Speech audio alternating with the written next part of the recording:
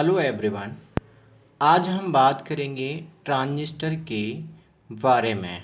Okay, transistor का आज हम टॉपिक पढ़ने वाले हैं पीएनपी ट्रांजिस्टर ओहनिस्ट उत्सर्जक प्रवर्धक की विधि।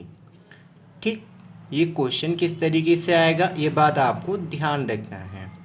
इस तरीके से आएगा, पीएनपी ट्रांजिस्टर ओहनिस्ट उत्सर्जक प्रवर्धक की क्रिया विधि को आरेख की सहायता से स्पष्ट कीजिए। ओके, तो सबसे पहले आप अपनी हेडिंग को डाल देंगे और फिर उसके बाद आपको साइड से डायग्राम को बना लेना है। ओके, अब हम बात करेंगे इसकी थ्योरी के बारे में।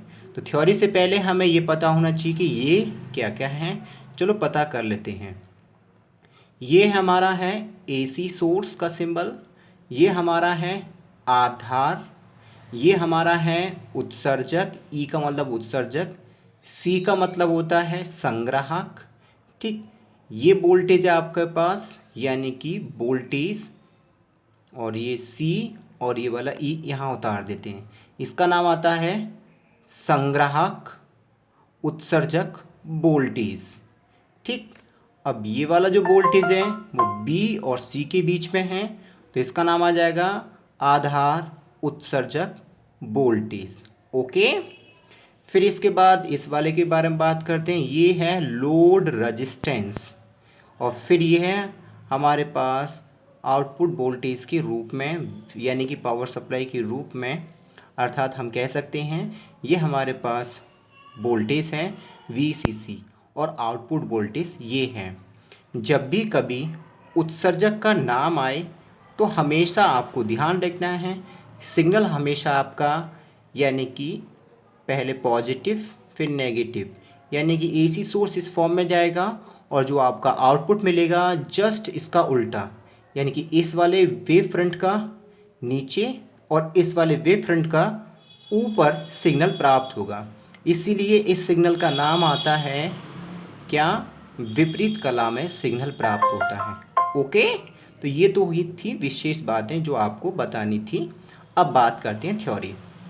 सबसे पहले थ्योरी को हम स्टार्ट कर लेते हैं कि हमें पहले वर्ड यही पढ़ना पड़ेगा, पीएनपी ट्रांजिस्टर ओहनिस्ट उत्सर्जक प्रवर्धक की क्रिया विधि में आधार और उत्सर्जक को अग्र अविनत क्रम में तथा संग्राहक और उत्सर्जक को उत्क्रम अविनत क्रम में जोड़ देते हैं, जिनके वोल्टेज क्रमशः V बेस में VE तथा V बेस में CE हैं। ठीक, तो जिस सिग्नल को बढ़ाना होता है उसे निवेशी वोल्टेज सिग्नल पर आरोपित करके इसके बढ़े हुए भाग को लोड रेजिस्टेंस के सिरों पर विपरीत कला में प्राप्त कर लेते हैं।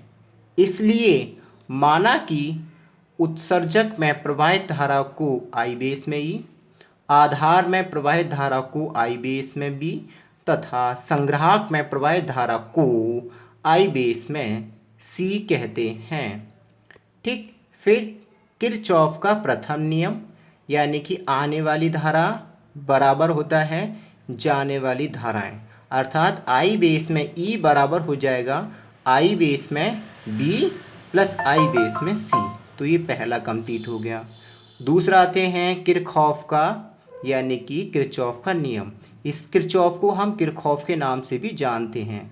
तो किरचॉफ का द्वितीय नियम, इसे कैसे निकालेंगे, ये वोल्टेज बराबर हो जाएगा ये वोल्टेज प्लस ये मल्टीप्लाई ये।